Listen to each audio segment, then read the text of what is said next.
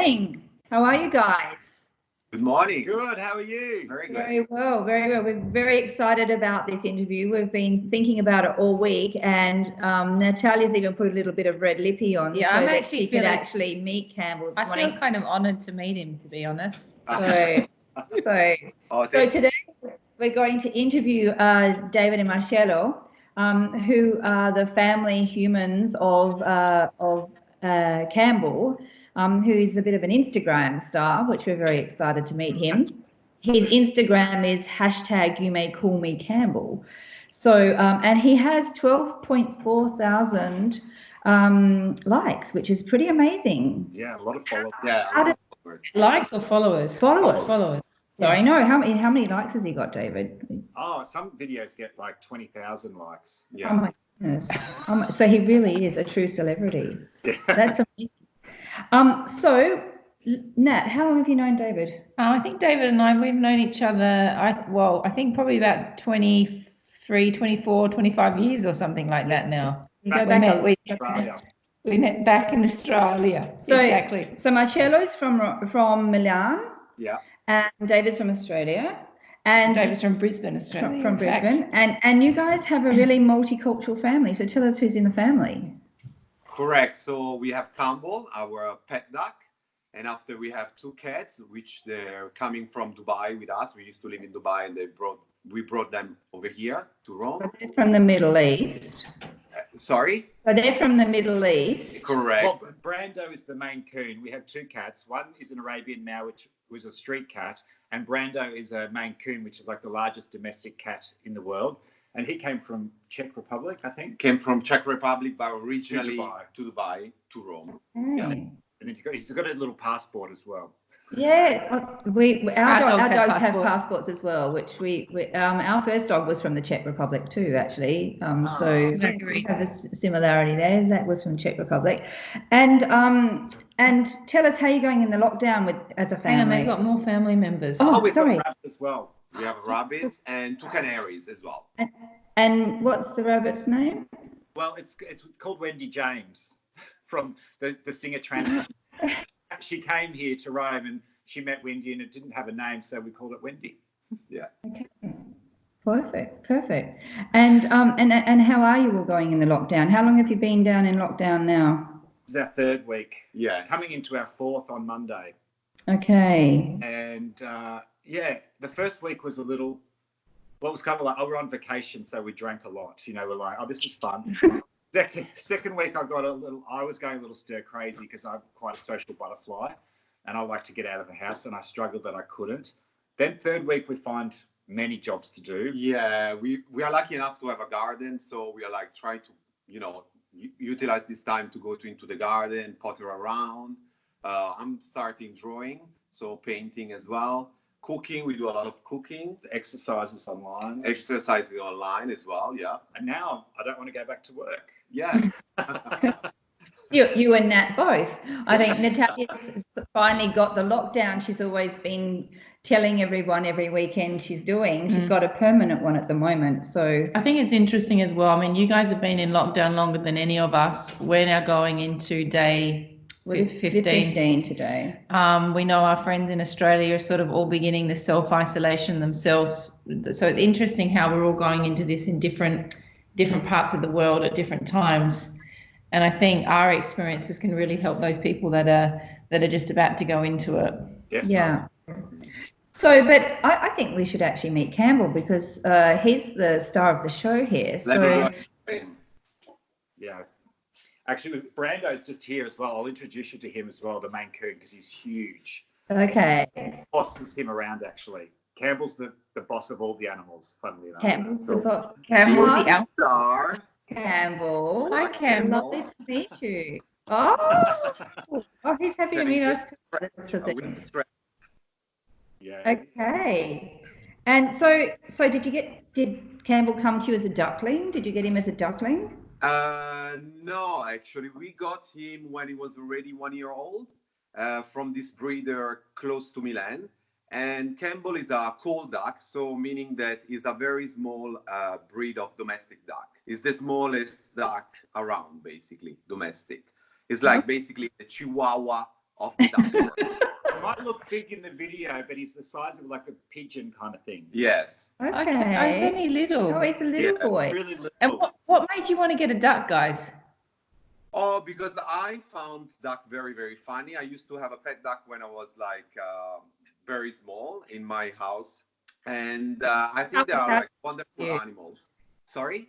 How Italian of you. Yeah, they're wonderful animals. They're really like having a dog.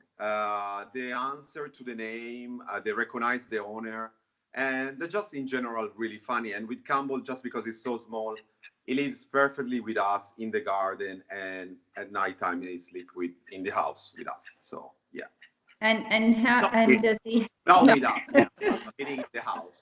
I was just about to clarify that in bed. Does well, our dogs they know that they're allowed in sort of at 6 o'clock in the morning, and they just wait for you can come in now. If we put him outside, he comes in all the time by himself. He prefers to be inside. It's really weird. Like he comes in the back door by himself. Like sometimes we're like, where is he? And we're outside having drinks in the garden, whatever, and he's like gone into like the house. Where does he sleep? Like, does he have his own bed or? Yeah, he's got his own little cage here. He's got a little area that he sleeps in. So during the day, he stays in the garden. He roams around the garden and stays with the cats and the rabbits and the old friends. And at nighttime, he's sleeping in a specific cage in the living room, and he watches telly with us. And watches. He likes telly as well. Yeah. Yeah, he does. He really and you've taken him on holiday. I was going to say, I've seen heaps of pictures with Campbell on holiday. So how does that work?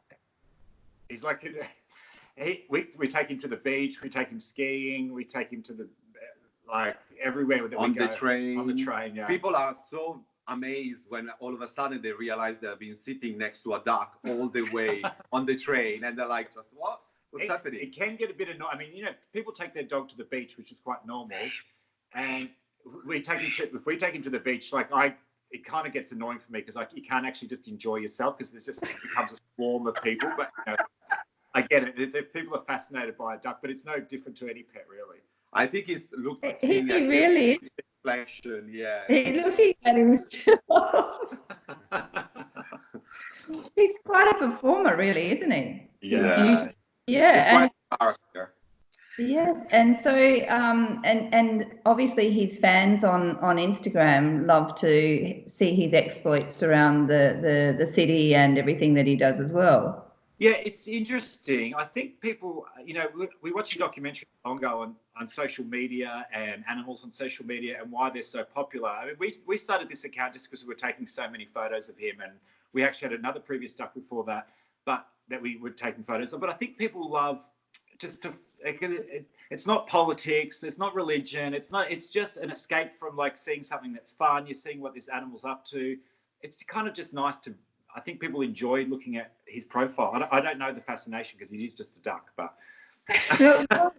Please, you insult him. He's not just a duck. He's not just a duck. He's our beloved duck.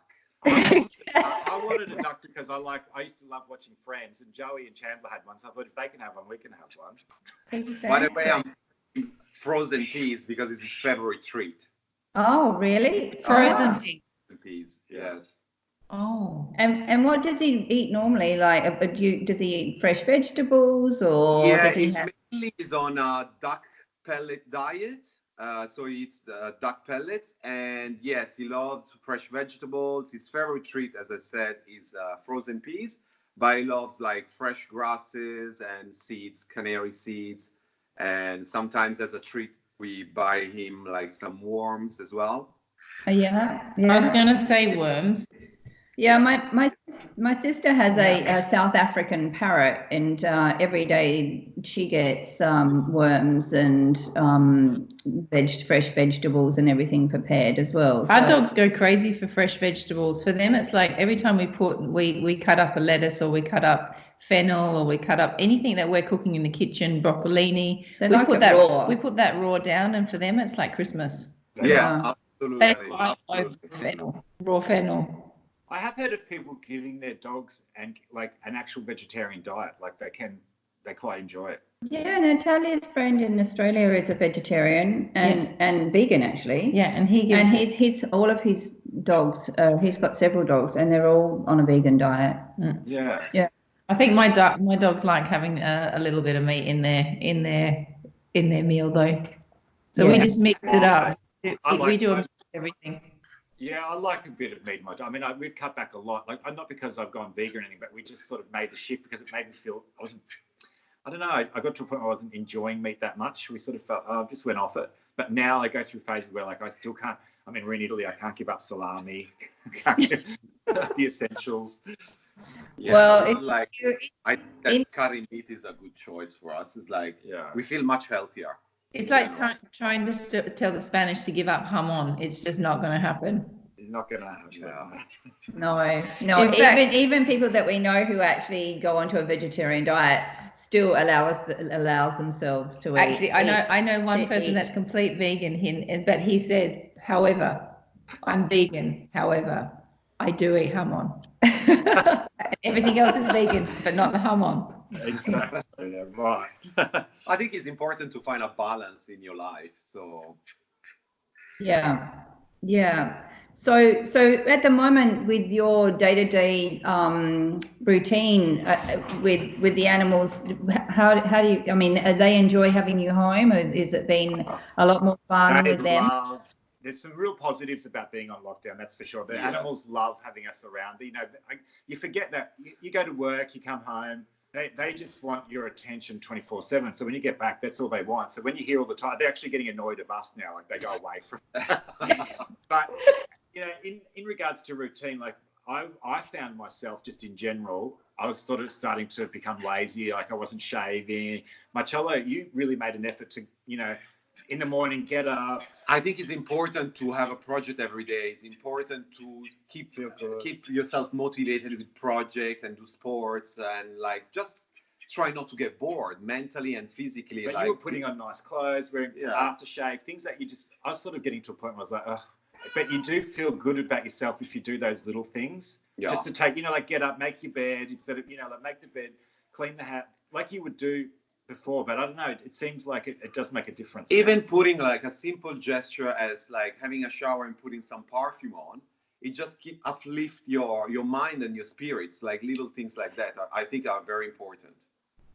Yeah, we're definitely having Mandy and I definitely got a routine happening. No, I think we had another speaker on Ali D earlier this week, and one of the things, she's a workplace consultant, and she was saying, you know, we were talking about the differences between people who work at home often or regularly and they have a routine. They know that they need to get up, get ready as if they're going to work to start their day, excuse me, instead of actually like getting into another routine that then you get lazy or you start to lose the perspective of what it is that your day is supposed to be. And I think that's a huge adjustment for people at the moment, especially if you've got families or couples or who actually have one person, for example. We were the same, you know. I'm used to working from home. Nat isn't, you know, and you go through those stages of like, okay, you have to readjust. So I think I agree with you, Marcello. I think the whole thing about getting up and having that program for the next day of what do I have to do, filling that agenda out. I mean, I've always done that myself. I've always thought, okay, what have I got to do tomorrow, and made my day a program. But not everyone's got that discipline or that skill, you know. And I think we're all learning it in a fast track right now. Definitely, yeah. I think it's really important that you do it just for your own self. For your self benefit of it, you know, like just to feel good about yourself, because it's the little thing. After a few weeks here, well, it's weird because I feel now like it's like, I mean, I don't really spend that much time in the house, and I'm getting to, it's like almost like that Stockholm syndrome. I'm getting used to it. I'm feeling good about being here now. Like I'm actually waking up going, oh, I'm going to have breakfast now. You look forward to the meals. You look forward to little things. Make your coffee in the morning, which is normally something that is really lovely to do and to have. All of a sudden, the process of making my coffee, I'm going to call a family member now. complaining because all the peas are finished. So sorry about the quacking. Oh, is that what he's complaining? All these peas, and now he wants more. So he's throwing a tantrum. Yeah, he's throwing a tantrum. He's actually having a tantrum now. I may pop him into his cage for the moment. Okay, perfect. Yeah, you do. Getting back to what you're saying, like I love making breakfast now. Like, and we're like, what are we going to cook today? And we're finding that we're also sharing recipes with friends. Like, we're, you know, like, what are you guys going to cook? What do you feel like doing? What are you guys having for dinner tonight? And like, they're sending me things that I would never cook, and we're making things that we just never did. We also, I mean, we dine out probably 3 nights a week. Yeah. We like to do that, and I'm like, I noticed the difference now. It's like, wow. I mean, just cooking at home every single day, it does have its benefits. We thought that we would put on weight. We've actually lost weight. Yeah. Yeah, we have too. You know, since the lockdown. Yeah. So the lockdown. So it's quite incredible because we eat a lot healthier, and we are trying actually new recipe that we never have done before, and it's actually like fulfilling almost. We feel proud of ourselves trying new things and achieve them. Yeah. So it's interesting, you guys. We know that in Australia everyone's gone crazy, especially over toilet paper, which is kind of a bit surreal still. But how is it in Rome? Like, are you able to still just go down to the locals? I mean, the thing that I feel that is really different about Australia and Europe is that we still have our local shops. Right. You know, we still have that shop across the road where you get your meat, or you get your eggs, or you get your cheese, or whereas in Australia we've lost that the local Milk people. bars are just a thing of the past, aren't they? Really, in Australia, like the milk bars where you went to. We're lucky here. Italy. I mean, no one went into panic buying. I have to say, like when they announced it, everyone was so calm about it. The toilet paper issue wasn't even there was no issue about people stocking up on toilet paper. Yeah. And now we're lucky we have, as you were saying, look, we've got a little mini mart across the road, and we go over there. They're wearing masks and we wear gloves, and we go, and people respect the 1 meter rule. So at the supermarket, you have to go, they let you in one at a time, depending on how many people. So it keeps a good distance within. But even no one's panic buying. Everyone's just getting what they need. And we're trying to minimize out. We went, 2 days ago? And we did quite a big shop that will last us the next couple of weeks, so we don't have to go back out again, because we don't want to expose ourselves to the virus. I mean, Italy, yesterday we had a record high of deaths, unfortunately, which is like 970, which is the most we've had, even after being in lockdown for 3 weeks. It's so scary. It's so real that, you know, like hopefully this will curb us being in lockdown, will curb the slowness of it soon, but we don't know. And it's very important to try not to go out like often, because as David was saying, we're really trying to not expose ourselves. Yeah. I have to say that's something that I feel a bit paranoid. I'm taking the dogs out 3 to 4 times a day, and I have to say, every time I do it, I have this feeling of like, okay, I have to just kind of put this barricade of energy around me, like it's okay, it's going to be okay. I wear my mask. I'm now putting a beanie on because I've been told that it can live in my hair. So I put a beanie on, I put a scarf on, I put a jacket on, I put my shoes on, and then when I come back up, I make sure I take all of that off and leave that at the front door. Then I've got to sterilize everything. Then I've got to clean the dog's feet, and it's just this whole like the front door handle, the keys, just everything. Every time you go outside, it's such a we drama. went to the office the other day, and I was just like, when I left the building, we have like a button to get out of the security building. I just pushed that, and then I went out, and then I was just doing this much like you don't even realize how many times you touch things outside, the gate. Now we open the gate like from the top, or because everyone's touching it, and then you forget, like you just 2 seconds, you touch your face. And I now open every single door outside our house with the elbow. I'm using the elbow like it's my. We're exactly the same. Yeah, I mean the thing that we have a balcony. So I've said the first week I set a little space up on the balcony so we could sit outside and get some sun as well, because that's the other thing that I'm paranoid about is not having enough sun.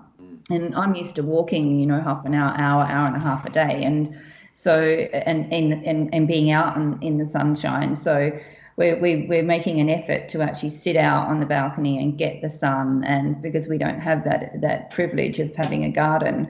But I think I just watching the UK and Australia and the US, and just people not taking it seriously. And you guys, we're kind of a week behind you guys. I think, you know, our death toll is rising, and we're still going up every day by nearly 10,000 cases a day at the moment. So, you know, it's hard to fathom when that starts to happen to you, because you can't prepare for it, and it's just sort of like such a surreal thing. But I just wish these countries would actually listen to us right now. I mean, it's unbelievable, really. It's unbelievable. I can't imagine it spreading this far. Like, it just spreading so fast. You know, another interesting thing we were saying is when this does, well, fingers crossed it ends soon, but when it does, because we're so, like, if we see someone when we go to the supermarket, they're on that side of the road, we sort of like, we keep our distance. And I wonder how it's going to be when we go back into the real world and how we assimilate together. Like, because I walk about 4 kilometres to and back from work every day, but in between that I catch a metro, which is always jam-packed of people. I wonder the feeling of when, you know, like, oh, you can go back to work now, everyone's going to be, you know, are we going to be changed forever? Is it going to be a different thing? You know, like, is this going to remain that fear within people? Yeah, I think it's definitely going to be a transition period of being close to people again, because it's going to be almost like a post-traumatic disorder. You know, we're going to it because it is a trauma, and we are going through a huge amount of fear, and I think that we are going to feel this because it's invisible. You can't actually, you don't, and because of the incubation period as well, you don't know what's coming. So it's kind of like, okay, are we all okay if we go back out again? Are there people who are still sick that are going to start spreading it again? I can't wait till we can go. I'm going to have the biggest party. I'm going to. It's the little things that I miss, like in Italy, in the same in Spain too. I love sitting out in the piazza, having a glass of wine, people watching. Like, I took that for granted, and now that's all I crave. This is part of our culture, you know, people watching, having a nice aperitivo, a little bit of food, and just socialize with other people and meeting new people. And now we can't, but yeah. We feel the same as well. We normally eat out. Well, Nat loves to go. I love to have a little tapas every night or every couple of nights. So it's always like, hi, where are you? Come and meet me. Let's have a vermouth or a cava and something small it's before we come home. one of my most favorite things to do is like, hi, honey, where are you? And she'll be like, I'm here. And I'll be like, meet me in 20 minutes. And I think, I think it's like we need that back, but it's like how long is it going to be and how hard is it going to be for us to get there? And I have to say, me being someone that's able to go around and walk with the dogs, and I'm not that I'm walking that far because I really don't feel comfortable walking long distances with them either. It's really strange to just walk past all of the places that you would go to and they're just all closed and shuttered, just closed. And then at night, walking at night, it's like walking in an apocalypse. Yeah. I had to go into work the other day and we drove through that, and I hadn't been back into the city since 2 weeks, which seems like I've been gone a month. And I drove through that Piazza Navona, and I've never experienced Rome without a soul. Like, all we saw was like police checks and everything. And I was like, I feel like I'm in a movie. Like, this is real. Like, this is where I'm at right now in life. And it's not even like, it isn't a movie, but I felt like I was in one. I was like, this is real. Like, I can't even, you know, like, it hit me because, you know, we're inside, we're watching Netflix. It kind of feels like I'm on a long weekend, you know, a very long weekend. But, you know, like, our life in the house is still kind of normal. It's just that we're, you know, but when you go out into like the city, I was like, wow, this is it real. hits you. You can't imagine. It hit me. It hits you really. Yeah, I have to say, every night when I go for a walk, when I come back in, I feel just like, whoa. You know, normally that where I live in Barcelona, no matter what night of the week it is, there's always, I'm going to see at least 30, 40 people in my walk, just because that's the way that Barcelona is. Maybe 100. Depending upon the time of the night that I go out, and just to walk around and see nobody. Yeah. But we've noticed that you've been doing a lot of videoing while you've been home as well, because you are a family of entertainers. David and Marcello are actually incredible little video makers, editors. Well, I actually laugh on a regular basis to all of your videos that I see posted. It's one of the only things that makes me laugh, to be honest. I think the one that you put up yesterday, David, about what is it that Nat's trying to get me to watch? The Tiger King on Netflix. Yeah, we watched that series. Where, I mean, that you can't even make that stuff up. That's like it's amazing. And after watching the show, a friend put us onto that show. Actually, you've got to watch Tiger King. You're going to love it. The outfits they wear, the story. It's you think they're characters, but it's obviously it was real. me, David, that put you onto it. Was it you? I think you said to me, "What are you watching?" And I said, "I'm flicking between Pandemic and Tiger King." And you said, "What's Tiger King about?" And I'm like, "A really crazy person that owns these big wildcats." So we thought yesterday was a beautiful day. So, I mean, we've obviously got a huge dress up. Oh, not obviously, we just do have a huge dress up. Like, and, you know, whenever we have friends over, the dress ups come out. We always have a good time with wigs and everything. And so I started going through the dress up. I said, "Oh my God, we've got leopard print this, we've got this," and we just happened to have everything that sort of wore in the show. So let's just and you just happened to have big cats. A big Mancoon cat. Let me show you Brando. He's just yes, please. He's sleeping on the sofa actually. There we go. He's a big boy. Oh. He's about 9.5 kilograms. Oh, he's like our dogs are only 6. Oh my goodness! Hi, Brando. He looks like Brando.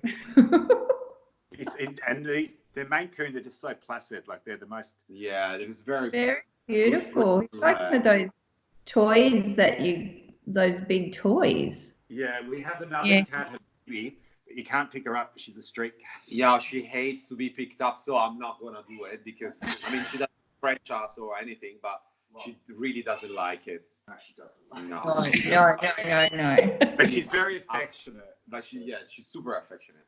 And so, do you have a post-COVID-19 plan for Campbell's celebrity, or are we just going? Is it just the day-to-day thing that he's going to do? Keep us all entertained. In quarantine with us. Yes. Yeah. Well, our dogs are a bit the same. I think our eldest dog's going to go into fret mode when we start to have to go back outside again, because this is his perfect life. Yeah, this is Hunter's dream life, having us just here doing like just one lap of the block, just eating and just chilling. Yeah. I think dogs, especially more than ducks, they're self-sufficient, but dogs. I mean, if you had a video of your dog when you left the house, they just pine for you the whole time that you're gone. All they want is you to be home. You know, that's. Are you saying Campbell doesn't pine for you? No. I mean, Doug does get excited when we come back. He starts quacking when he hears us coming in the door. He gets excited. Yeah. I think like all the pets are, of course, very happy that we are at home because they have 24 hours a day. So, for instance, one of our cats, normally she escaped the garden when we're not here, and she comes back after 2-3 hours. And since we are she's here every day. Since we are here in the lockdown, she's here every day. She doesn't escape because she's happy that we are at home. Yeah, so. I think it's a privilege to have our animals with us right now. I think that they're actually taking a lot of the brunt of how we're all feeling and caring for us as much as we're caring for them. So I think to all the animals in the world and the earth itself at the moment taking a big breath from everyone not being able to pollute it is actually some of the benefits. I mean, we're talking about the hardship and the challenges, but there are some upsides to this, and we're all being pushed into our new realm of reality. And the earth is going to the earth is breathing. Is breathing, yeah. Well, it's funny you say that. From our garden here, I mean, we have a view over of Rome, but you can, for the first time, you could actually see the 7 hills of Rome. You've probably heard that saying, you know, like that. Oh.